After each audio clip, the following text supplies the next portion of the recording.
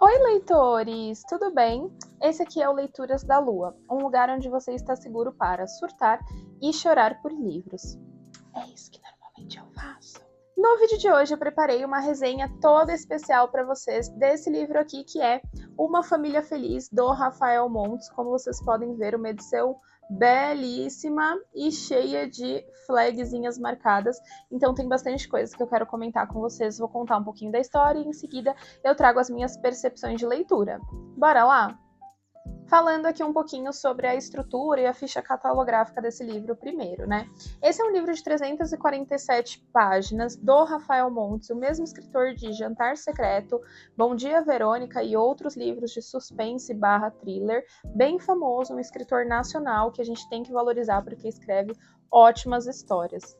Na minha lista, esse é o segundo livro que eu leio do Rafael Montes, então o primeiro que eu li foi Jantar Secreto, mas eu já peguei no Kindle, numa promoção, todos os outros livros dele e eu pretendo ler, porque realmente eu achei que a escrita dele é bastante fascinante. Esse é o lançamento mais recente do Rafael Montes, foi lançado esse ano, em 2024, e muito próximo do lançamento do livro já saiu também a adaptação para o cinema, que tem como personagens ali, aliás, como atores ali dos personagens principais, a Grazi Massafera e o Reinaldo Gianecchini, e pelo que eu ouvi falar, eu ainda não assisti a adaptação, mas está muito fiel ao livro, eu quero assistir em breve também. Esse livro vai contar a história da Eva e o Vicente, que são um casal que moram ali num condomínio super chique no Rio de Janeiro, chamado Blue Paradise, de altíssimo padrão.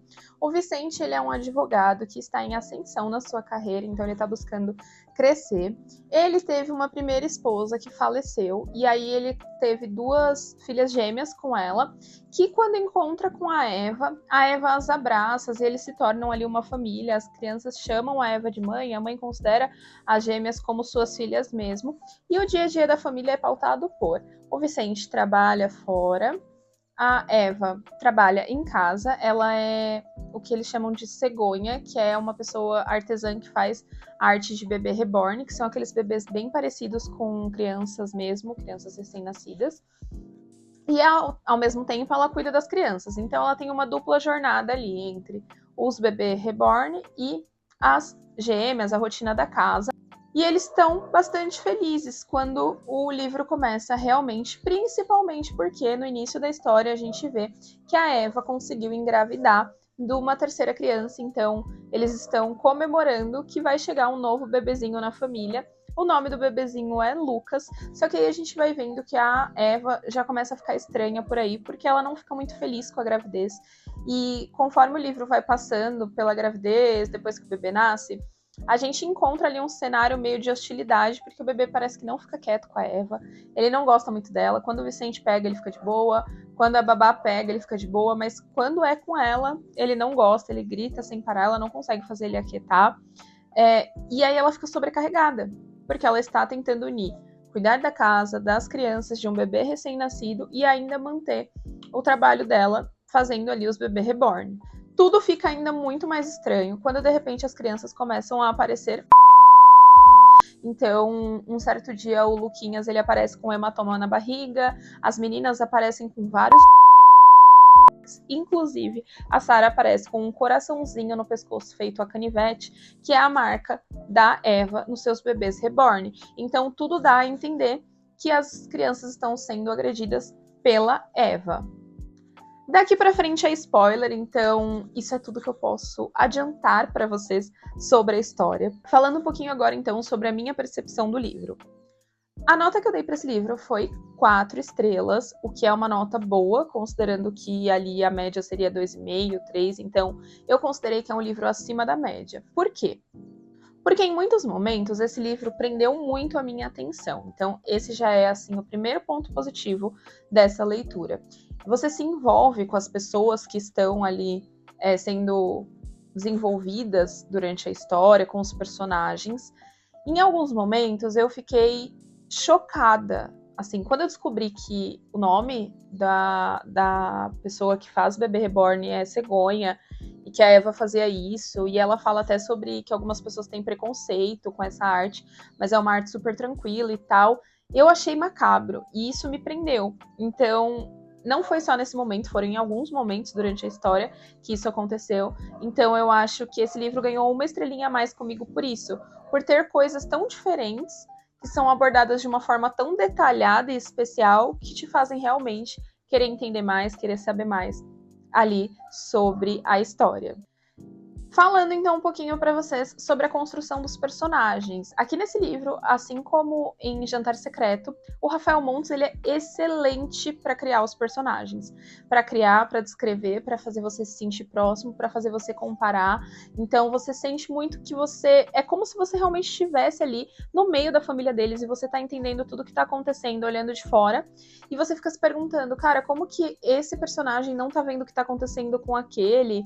Isso aqui poderia ser resolvido numa conversa, que coisa mais estranha, você vai criando teorias na sua cabeça de acordo com o que o escritor vai te dando de informação de cada personagem. Então, ao longo da história, esses personagens vão sendo enriquecidos e detalhados e você vai criando teorias. Isso é um ponto muito positivo, é uma coisa que eu considero que o Rafael Montes faz com excelência, é gerar essa identificação entre quem está lendo e os personagens, aproximar a gente e fazer a gente mergulhar na história para entender um pouco melhor sobre quem são essas pessoas, o que está acontecendo, como tudo isso vai acabar. Outro ponto positivo desse livro, que também rolou em Jantar Secreto, é que o autor ele vai deixando algumas dicas ao longo da história para fazer você pensar que a pessoa responsável pelos problemas que estão acontecendo é uma, e aí você vai trocando essa pessoa ao longo do livro. Então, quando você descobre uma coisa sobre um personagem, você fala, putz, acho que é ele o problema.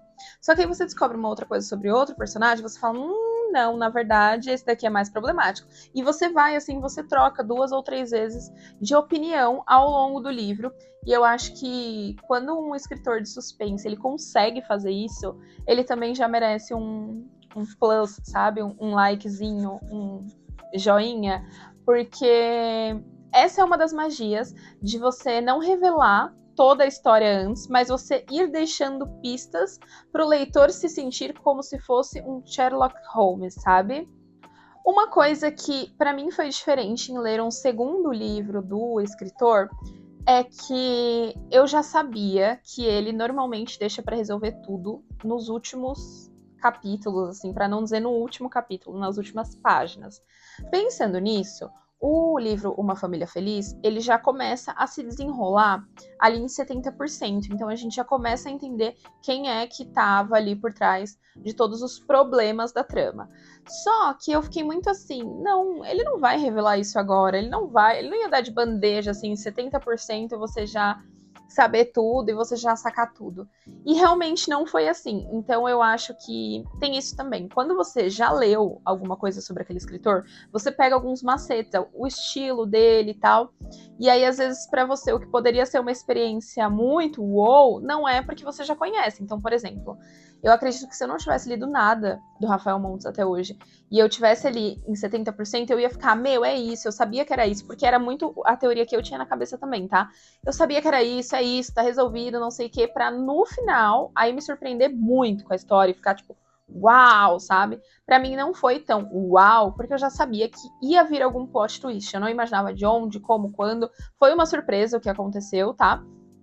Apesar de eu ter tido essa teoria um pouquinho ali no decorrer do livro, mas mais no começo, foi uma surpresa, foi um plot twist bom, mas eu sabia que ele ia acontecer, que tipo assim, que não ia se resolver em 70%, e isso é muito pela minha experiência anterior de leitura, e isso não tem como mudar, tá, gente? Isso não é um ponto positivo, nem um ponto negativo, isso faz parte de um processo em que, se você lê o mesmo autor em várias histórias, você vai reconhecendo alguns pontos dele ali. É como quando a gente lê Agatha Christie, que a gente sabe também que o Hercule Poirot, ele vai se enganar muito antes dele acertar. Por quê? Porque esse é um padrão das histórias da Agatha Christie em que o Hercule Poirot aparece. Então, não tem problema nenhum, eu só queria comentar com vocês que realmente depois que você lê o primeiro, você entende que normalmente as coisas se resolvem no finalzinho. Você não cria tanta expectativa um pouco antes de que tudo se resolva, porque você sabe, só vai se resolver lá no final. Outro ponto positivo dessa leitura é que esse é mais um livro em que a gente encontra coisas da história que vão além do suspense, além da história. Então, a história além da história, né? Por exemplo, eu acredito que aqui nesse livro, o Rafael Montes ele foi excelente em abordar alguns temas que são super importantes na sociedade e a gente não discute tanto, talvez, no dia a dia, ou muitas vezes a gente não para pensar muito sobre isso. E ele traz algumas críticas. Isso aconteceu também em Jantar Secreto. Então aqui, por exemplo, ele traz temas como o ser humano gosta de viver de aparências, né? Então o Vicente, ele é um personagem que ele gosta muito de viver de aparências, ele gosta de mostrar que ele é um bom advogado, que ele está em ascensão, que a família dele é perfeita, que a mulher dele é linda, que as filhas dele são educadas, mesmo quando não exatamente é aquilo que ele está vivendo, é o que ele gosta de demonstrar para os outros. Então tem essa coisa. Além disso, fala muito sobre a dificuldade do puerpério também. Então, eu acho que esse também é um ponto que toca bastante gente, né? De você entender que, mesmo que muitas vezes você queira ter um filho, você esteja planejando ter um filho, para a mulher, isso pode ter consequências muito maiores, né? De cansaço psicológico, cansaço físico, e o quanto isso nem sempre é fácil. Então, por exemplo, o fato do Luquinhas não gostar tanto da Eva, não calar a boca perto dela, é uma coisa que fugiu do controle dela e foge mesmo do controle das pessoas durante o puerpério. Seu filho pode te amar, pode ser um anjinho, como ele pode gritar muito, chorar muito, ser escandaloso, e realmente isso acho que aproxima a gente de um tema que é tão importante como a dificuldade que é ser mulher e viver um puerpério. Outro ponto importantíssimo, assim, mas que a gente vai vendo se desenhar mais ao final do livro, é sobre como uma pessoa traumática, muitas vezes ela não enxerga além de seu trauma, ela fica fechada ali naquilo, né? Então, a Eva, ela é uma pessoa que tem alguns problemas familiares, ela tem problema com a mãe dela, depois, mais ao final do livro, você vai entendendo um pouco melhor o nível de problema, né? No início do livro, tudo que você sabe é que há um problema, mas você não entende muito bem a profundidade. Mas depois vai ficando mais claro sobre como isso refletiu na vida dela. Então, quando a gente aponta e diz assim, nossa, parece muito que foi a Eva que fez isso, a gente vê que no livro ela também fala, será que eu fiz? Porque eu sofri tanto com isso no meu passado que talvez eu esteja fazendo e não esteja percebendo. Então, acho que esse também é um outro tema que vem além do suspense, além da história como um todo, faz você refletir muito sobre isso, sobre como às vezes um trauma reflete em quem você se tornou e até mesmo faz você duvidar de você mesmo, da sua sanidade, dependendo da força, né, com que você viveu aquele trauma. Por fim, mas não menos importante, eu acho que outro tema, assim, bastante que fica muito claro durante a leitura é sobre como o ser humano tá sempre a postos de tacar pedra no outro. Então, assim, a Eva, ela era maravilhosa, ela era uma mãe ótima, né, super querida ali pelas outras mães, todo mundo do condomínio, etc. Até que surge esse problema com as meninas, e aí ela é vista como a pior do mundo, né, eu não quero usar aqui palavras fortes, mas ela é tida como uma pessoa terrível, horrível, que não merece viver em sociedade, então ela é escrachada. A primeira coisa que fazem é meio que... Eu esqueci a palavra agora, quando você toca no bem do outro e você depreda ele. Vandalismo. A primeira coisa que acontece é que vandalizam o carro deles, meio que não convidam mais eles para as festas do condomínio, falam muito mal, excluem da sociedade ali, da convivência. Ninguém mais quer contato. Só que ninguém investigou muito isso, né? Então, eu acho que esse também é um outro tema muito interessante dentro do livro Uma Família Feliz, que fala sobre como a gente está sempre muito a postos para julgar. Para ajudar é difícil, né? O ser humano estar disposto a qualquer custo a ajudar o próximo, mas para julgar, para tacar pedra, sempre vai ter alguém que está ali pronto para tacar pedra ao seu primeiro erro. Estamos chegando aqui na reta final dessa resenha. Eu quero comentar com vocês que teve alguns pontos nessa leitura que foram falhos para mim. Eu não posso comentar muito a fundo.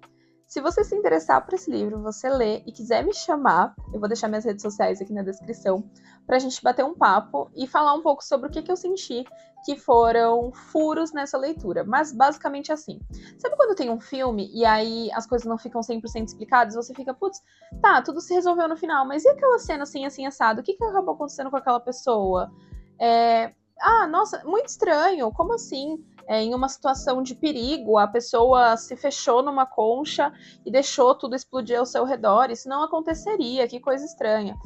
Então teve algumas pequenas coisas ali, mas pro final do livro que eu fui refletindo sobre o que havia passado e eu fiquei pensando, cara, aqui foi um furo, aqui poderia ter explicado melhor.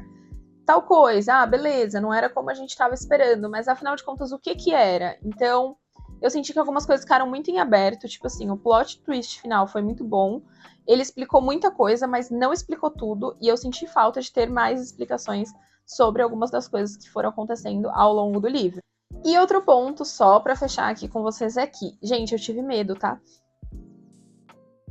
Quando no final a gente entende o que realmente estava acontecendo, eu estava lendo, era de noite, assim, aqui no meu quarto, eu tava com a janela meio aberta, e aí eu ficava lendo e olhando pra janela, lendo e olhando pra janela, porque eu tava com um pouco de medo, assim, tipo, eu tô com a sensação de que alguém vai pular aqui na janela e com um canivete querer fazer um coraçãozinho no meu pescoço, enfim. Me deu um pouco de medo. E eu sei, é estranho, né, dizer isso, mas eu achei isso legal, porque não são todos os livros que te causam medo, que te causam aflição, né? Poucos, pra mim, pelo menos poucos. Tem alguns que são tão descolados da realidade que, apesar de ser um suspense bom, não necessariamente te dá aquele frio na barriga. Esse livro me deu um pouco de frio na barriga e eu achei isso bem positivo também. Bom, essa foi a resenha, então, de Uma Família Feliz, um livro do Rafael Montes que eu li recentemente. E a pergunta é, afinal de contas, você indica ou não? Sim, indico. Se você nunca leu nada de Rafael Montes, eu acho que Jantar Secreto é melhor, mais legal. O plot também é muito mais top. Mas, se você já leu Jantar Secreto e quer, né, conhecer mais do autor, acho que vale a pena, sim, essa leitura. Não me arrependo de ter lido, eu gostei, apesar de achar ali alguns pontos que eu trouxe para vocês um pouco estranho e tal, ficou um pouco abaixo da média, assim, em relação ao Jantar Secreto, que para mim foi um grande rompimento de barreiras. Esse livro aqui não foi tão incrível, mas ele é bom, sim, eu indico também. Se você gostou desse vídeo, já vou te pedir para deixar o like aqui embaixo, compartilhar esse vídeo com um amigo que precisa conhecer um suspense super bacanudo de um escritor nacional e, além disso, ativar o sininho para toda vez que eu postar um vídeo você receber uma notificação. Eu vou deixar na descrição do vídeo o link da Amazon de Uma Família Feliz com o meu código, que aí eu ganho uma pequena comissão para você não mudar nada, para você ler essa história também e me chamar lá na DM do Instagram para conversar sobre os furos que eu encontrei nessa história, se você também identificou isso. Tchau!